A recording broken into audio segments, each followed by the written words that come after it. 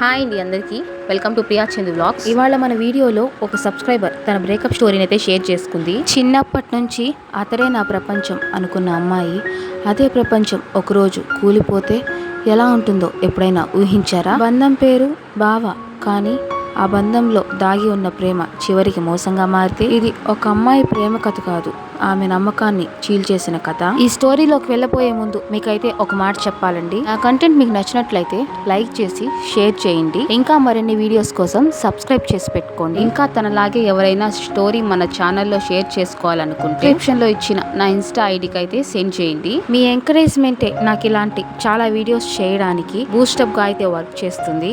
ఇంకా స్టోరీలోకి అయితే వెళ్ళిపోదాం. నా పేరు మౌనిక, మాది చిత్తూరు పక్కన ఒక చిన్న విలేజ్. నేను ఇప్పుడు చెప్పబోయే సంఘటన నేను డిగ్రీ ఫస్ట్ ఇయర్ ఉన్నప్పటి నుంచి అయితే స్టార్ట్ అయింది. ఇది ఇప్పుడు మొదలైన సంఘటన కాదు, నేను చిన్నప్పటి నుంచి జరుగుతున్నదే. మా బావ పేరు సంతోష్, తను నాకంటే 3 years పెద్ద. నాకు ఊహ తెలిసినప్పటి నుంచి మా బావ అంటే నాకు చాలా ఇష్టం. అదే పెరిగి పెరిగి ప్రేమగా అయితే మారింది.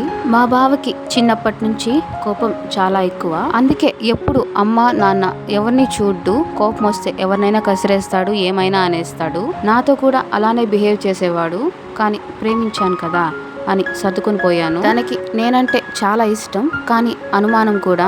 ఇంకా డిగ్రీ ఫస్ట్ ఇయర్ లో జాయిన్ అయ్యాక వెయిటింగ్ హాల్లో కూర్చొని ఎప్పుడు తన వీడియో కాల్స్ ఆడియో కాల్స్ మాట్లాడుతూనే ఉండేదాన్ని. క్లాసెస్ కూడా సరిగ్గా వెళ్ళేదాన్ని కాదు. ఒకవేళ మొబైల్ సైలెంట్ లో పెట్టి క్లాస్కి కానీ వెళ్ళానంటే నాకు ఎవరితోనో రిలేషన్ ఉందని ఆటలతోనే వేధించేవాడు. తను ఎంత టార్చర్ చేసినా నాకెప్పుడు తను వదిలేయాలనే థాట్ అయితే రాలేదు. తన ప్రేమలో ఉన్నందువల్లనో ఏమో తను ఎంత టార్చర్ చేసినా కూర్చొని సైలెంట్ గా ఏడ్చుకునేదాన్ని, కానీ ఎవరికి చెప్పుకునేదాన్ని కాదు. ఇంకా నాకు తెలిసేది కాదు నేను ఎందుకు ఇంత టార్చర్ అనుభవిస్తున్నాను, ఎందుకు ఏడుస్తున్నాను, ఎందుకు ఆ మనిషి కోసం ఇంత వెంపర్లాడుతున్నానని. నేను ఎవరితో ఉండకూడదు, మా అమ్మ నాన్నతో ఉండకూడదు, మా ఫ్రెండ్స్తో ఉండకూడదు, తో మాత్రమే ఉండాలి, తనతోనే ఏదైనా షేర్ చేసుకోవాలి. మాత్రం వాళ్ళ అమ్మ నాన్నతో బాగానే ఉంటాడు, వాళ్ళ ఫ్రెండ్స్తోనూ తిరుగుతాడు, నేను మాత్రం తనని జడ్జ్ చేయకూడదు. ఇంకా క్లాసెస్కి వెళ్ళేదాన్ని కాదు, బయటికి వెళ్ళేదాన్ని కాదు. ఇంకా నా డైలీ రొటీన్ ఎలా అయిపోయిందంటే కాలేజ్కి రావడం, వెయిటింగ్ హాల్లో కూర్చోవడం, తనతో ఫోన్లో మాట్లాడడం, ఏమన్నా అనుమానించడం అలాంటివి ఏమైనా చేస్తే బాధపడడం, ఏడవడం. మాకు వెయిటింగ్ హాల్లోనే గర్ల్స్కి వాష్రూమ్స్ అయితే ప్రొవైడ్ చేశారు. మా ఫ్రెండ్స్ క్లాసెస్ మధ్యలో వస్తూ ఉంటారు కదా, ఇంకా అప్పుడు నన్ను ఏడవడం చూసి వద్దు వదిలే ఆ శారీ స్టోర్తో నీకెందుకు, హామ్గా డిగ్రీ కంప్లీట్ చేసి మీ నాన్న తీసుకొచ్చిన సంబంధం చేసి అని నాతో చాలా చెప్పి చూశారు. కానీ నేను వినలేదు. మా ఇంట్లో మా బావ అంటే ఎవరికి ఇష్టం లేదు, మా అమ్మకి మా నాన్నకి. వాడొక వెధవ, నిన్ను కూడా వాడికి ఇస్తే వాళ్ళ ఇంట్లో వాళ్ళు ఎలా అయితే టార్చర్ అనుభవిస్తున్నారో నువ్వు కూడా అలానే అనుభవించాల్సి వస్తుంది అని నాతో మొహాన్నే చెప్పేశారు. మా అత్తమ్మ వచ్చి అడిగినా కానీ అదే మాట చెప్పారు. ఇంకా నా బిహేవియర్ చూసి మా అమ్మ మా నాన్న నేనెక్కడ వాడి మైకంలో పడి వాడితో వెళ్ళిపోతానేమో అని భయంతో నాకైతే ఒక సంబంధం తీసుకొచ్చారు. ఆ విషయం తెలిసిన మా బావ నన్ను వాళ్ళ ఇంటికి తీసుకెళ్ళిపోయాడు. వెళ్ళినప్పటి నుంచి మా అత్తమ్మ మా మామయ్య నన్ను బాగా చూసుకునేవారు. ఇంకా మా నాన్న కూడా నేను హ్యాపీగా ఉంటే చాలని చెప్పి వదిలేశాడు. అందరం బాగానే ఉన్నాం, కానీ మా బావ ఎప్పుడు వాళ్ళ ఇంట్లో వాళ్ళ దగ్గర బిహేవ్ చేస్తాడు కదా కోపంగా, అలానే ఇంటికి వచ్చి నన్ను కొడుతూ తిడుతూ ఉండేవాడు. అలా ఏమన్నా వాళ్ళ పేరెంట్స్ అడ్డం వస్తే వాళ్ళను కూడా తిట్టి కొట్టేవాడు. నేను ఈ టార్చర్ 1 month వరకు అనుభవించాను. తనను మార్చడానికి నేను చాలా ప్రయత్నాలు చేశాను, కానీ ఆ వల్ల కాలేదు.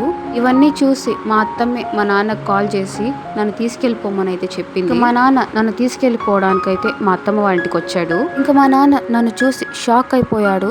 ఎలా ఉండేదాన్ని ఎలా అయిపోయానని. 1 monthకే హబ్బీగా వైట్ గా ఉండే నేను దెబ్బలు తిని ఏడ్చి సన్నగా కొంచెం డార్క్ కలర్లోకి అయితే వచ్చేసాను. మా నాన్నకి సీన్ అంతా అర్థమయ్యి నన్ను తీసుకొని మా అమ్మ వాళ్ళకి అయితే వచ్చేసాడు. తీసుకొచ్చిన వెంటనే నేను హౌస్ అరెస్ట్ చేసి మళ్ళీ తను ఎక్కడ తీసుకెళ్లిపోతాడేమో అని సంబంధాలు చూడడం అయితే స్టార్ట్ చేశాడు. అలా మా అత్తమ్మ వాళ్ళ నుంచి వచ్చేయడం, ఇంకో పెళ్లి చేసుకోవడం నాకు ఇష్టం లేదు. చాలా ఏడ్చాను, మా నాన్నని చాలా బతిమాలాను, కానీ మా నాన్న నా ఫ్యూచర్ కోసం నా మాట వినలేదు. అందరికీ అర్థమవుతుంది వాడు వెధవ సాడిస్ట్ నన్ను టార్చర్ చేస్తున్నాడని, కానీ నాకే ఎందుకో ఎవరెంత చెప్పినా అర్థం కావట్లేదు. అలానే కొన్ని రోజులు ఏడుస్తూ ఏడుస్తూ మా నాన్న తీసుకొచ్చిన సంబంధం అయితే చేసుకున్నాను. మా ఆయన చాలా మంచోడు, నన్ను చాలా బాగా అర్థం చేసుకుంటాడు, కానీ నాకే తన ప్రేమలో ఉండి మా ఆయన గురించి అయితే తెలియలేదు. ఆయన నా గురించి అంతా తెలిసే నన్ను పెళ్లి చేసుకున్నాడంట. నేను ఆ బాధ నుంచి హీల్ అవ్వడానికి నాకు చాలా బాగా హెల్ప్ చేశాడు. నాకు మ్యారేజ్ అయ్యి 3 years అవుతుంది. నేను కంప్లీట్గా హీల్ అవ్వడానికి 1 year టైం అయితే తీసుకున్నాను. కానీ ఆయనే నన్ను అర్థం చేసుకొని ఆ ట్రాన్స్లో నుంచి అయితే బయటికి తీసుకొచ్చాడు. ఇప్పుడు మాకు ఒక బేబీ. నేను ఇప్పుడు చాలా హ్యాపీగా ఉన్నాను.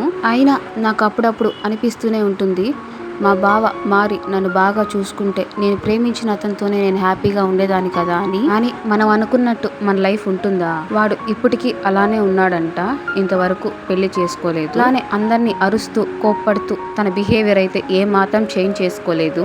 ఇదండి నా లైఫ్లో జరిగిన బ్రేకప్ స్టోరీ.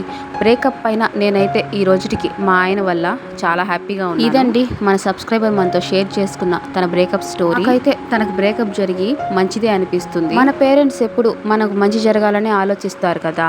వాళ్ళ నాన్న అలానే ఆ అమ్మాయిని వదిలేస్తుంటే అమ్మాయి లైఫ్ ఏమైపోయేదో. వాళ్ళ నాన్న అలా చేయకుండా ఒక స్టెప్ ముందుకేసి తన లైఫ్ని అయితే సెట్ చేశారు. ఇంకా కొంతమంది హస్బెండ్స్ వాళ్ళ వైఫ్ గురించి అంతా తెలుసుకొని పెళ్లి చేసుకున్న టార్చర్ చేస్తూ అయితే ఉంటారు తన గతం గురించి. అని మన మౌనిక వాళ్ళ హస్బెండ్ అయితే తనని బాగా అర్థం చేసుకొని సపోర్ట్ చేసి నన్ను చాలా బాగా చూసుకుంటున్నారు. మీకు ఈ స్టోరీ గురించి ఏమనిపించిందో మన కామెంట్ సెక్షన్ లో అయితే కామెంట్ చేయండి. మీరు పెట్టే పాజిటివ్ కామెంట్స్ కోసం ఆ అమ్మాయి మన కామెంట్ సెక్షన్ లో అయితే ఎదురు చూస్తూ ఉంటుంది. ఈ వీడియోకి అయితే ఇంతేనండి. నెక్స్ట్ వీడియోలో కలుసుకుందాం. Thank you. Bye bye.